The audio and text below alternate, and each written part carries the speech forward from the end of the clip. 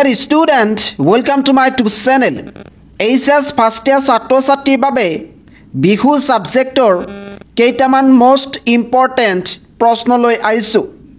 তোমালোকে যদি বিহু সাবজেক্টত উত্তীৰ্ণ হ'ব বিচৰা তেতিয়াহ'লে এই প্ৰশ্ন কেইটা চাবা, লগতে তোমালোকে উত্তৰ চাই যাবা। ইয়াতে কি প্ৰশ্ন আছে তোমালোকে এফালৰ পৰা চাই যোৱা। তিবা জনগোষ্ঠীৰ মাজত প্ৰচলিত বহাগ বিহু সম্পৰ্কীয় লোকাচাৰ আৰু লোকবিশ্বাসৰ বিষয়ে লিখা। 2 number write short note on, ইয়াতে কৈছে যে চুমুকৈ লিখিব লাগে। A number what do you mean by Bihu instrument, অৰ্থাৎ বিহু বাদ্য বুলিলে কি বুজা। B number how many types of dances are performed in Bohag Bihu and what are those, অৰ্থাৎ বহাগ বিহু উৎসৱত কেই প্ৰকাৰৰ নাচ পৰিৱেশন কৰা হয় আৰু সেই নাচ কেইটা কি।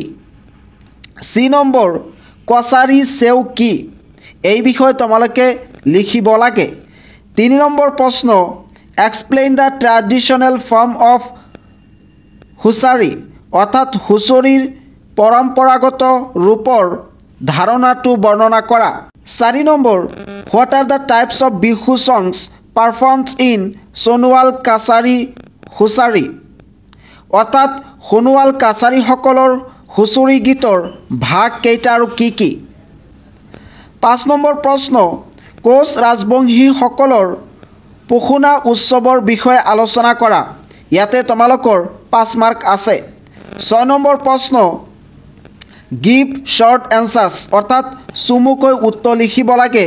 এটা প্ৰশ্ন বিপৰীতে তোমালোকক 1 মাৰ্ককৈ দিয়া হ'ব। ইয়াতে A নম্বৰত আছে ধাৰ্মা হুঁচৰি অসমৰ কোন জনগোষ্ঠীৰ মাজত প্ৰচলিত।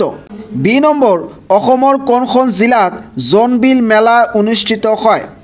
C নম্বৰ হুঁচৰিত লহৰী গীত নাচ কেতিয়া পৰিৱেশন কৰা হয়। D নম্বৰ বুলবুলি চৰাই যুঁজ ক'ত অনুষ্ঠিত হয়। E নম্বৰ লোকবিশ্বাসৰ সংজ্ঞা দিয়া। F নম্বৰ আলি আই লিগাং কি। G নম্বৰ সুবচনী পূজা বুলিলে কি বুজা। 7 নম্বৰ প্ৰশ্ন হুঁচৰি দলবাদ্যৰ চেউ চাপৰৰ শ্ৰেণী বিভাজন সম্বন্ধে বৰ্ণনা কৰা। এই প্ৰশ্নকেইটা তোমালোকৰ কাৰণে মোষ্ট ইম্পৰ্টেণ্ট। ইয়াৰ উপৰিও তোমালোকৰ কাৰণে আৰু কেইটামান প্ৰশ্ন লৈ আহিছোঁ। কেৱল এইকেইটা প্ৰশ্ন চালেই কিন্তু তোমালোকে পৰীক্ষাত ভাল নম্বৰ নাপাবা। ইয়াৰ উপৰিও কিন্তু তোমালোকৰ কাৰণে আৰু বহুত প্ৰশ্ন আছে। ইয়াতে 1 নম্বৰত আছে 3টা বিহু কি, বছৰৰ কোন সময়ত এই বিহু উদযাপন কৰা হয়। 2 নম্বৰ প্ৰশ্ন তোমালোকে এইবোৰ চাই যোৱা।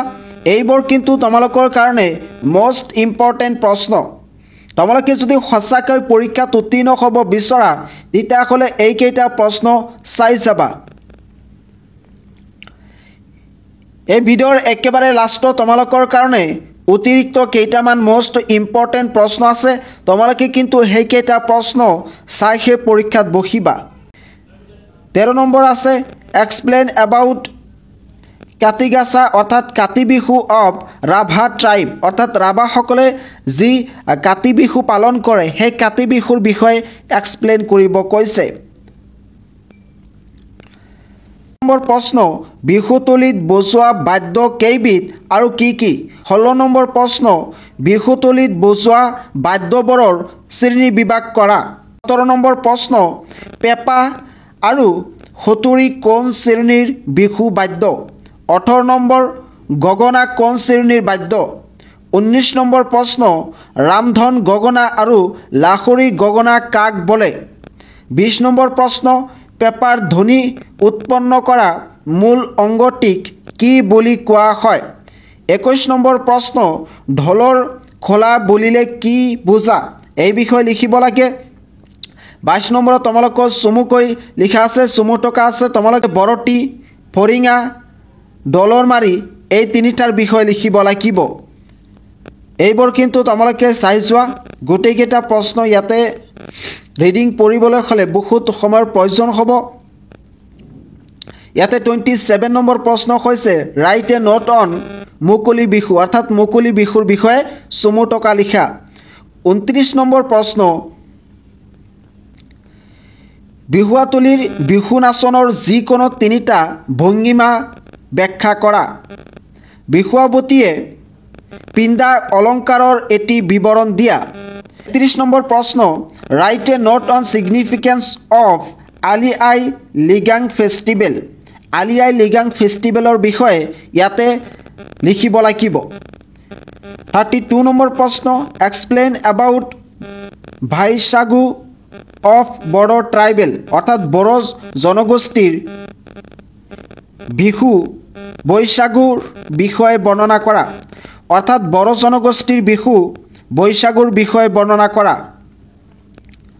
এই প্ৰশ্নকেইটা কিন্তু তোমালোকে চাই যাবা আৰু এইটো ভিডিঅ'ৰ একেবাৰে শেষত তোমালোকৰ কাৰণে মোষ্ট ইম্পৰ্টেণ্ট প্ৰশ্ন আছে ইয়াতে তোমালোকক দেখুৱাব বিচাৰিছোঁ 1 নম্বৰত আছে what is Bihu describe its significance in Assamese culture 2 number explain the different types of Bihu celebrated in Assam 3 number প্ৰশ্ন what are the main characteristics of Rongali Bihu 4 number প্ৰশ্ন discuss the role of Bihu dance and music in Assam society এইবোৰ কিন্তু concept বেছ প্ৰশ্ন ইয়াৰ পৰা আহিব পাৰে নাহিব পাৰে যদি আছাম ষ্টেট স্কুল এডুকেশ্যন বোৰ্ডে তোমালোকৰ কাৰণে কনচেপ্ট বেছ প্ৰশ্ন দিয়ে তেতিয়াহ'লে ইয়াৰ পৰা আহিব পাৰে এনেকুৱা নহয় যে ইয়াৰ পৰা 100% প্ৰশ্ন আহিব 5 নম্বৰ প্ৰশ্ন describe the traditional Bihu songs and their themes 6 number how is Bhogali Bihu difference from Rongali Bihu 7 number write about the importance of Bihu in promoting Assamese unity and identity 8 number what are the traditional foods prepared during Bihu 9 number প্ৰশ্ন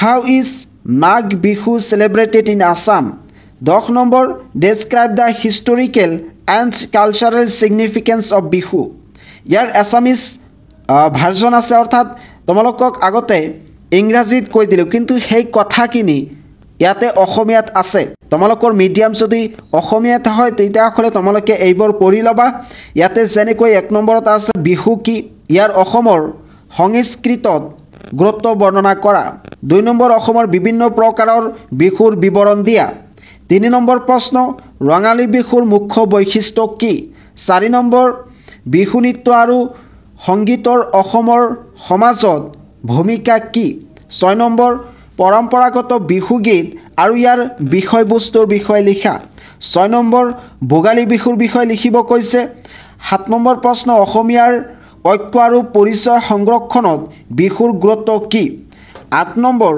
বিহুত প্ৰস্তুত কৰা পৰম্পৰাগত খাদ্যসমূহ কি কি 9 number Magh Bihu কেনেকৈ উদযাপন কৰা হয় 10 নম্বৰ বিহুৰ ঐতিহাসিক আৰু সাংস্কৃতিক গুৰুত্ব বৰ্ণনা কৰা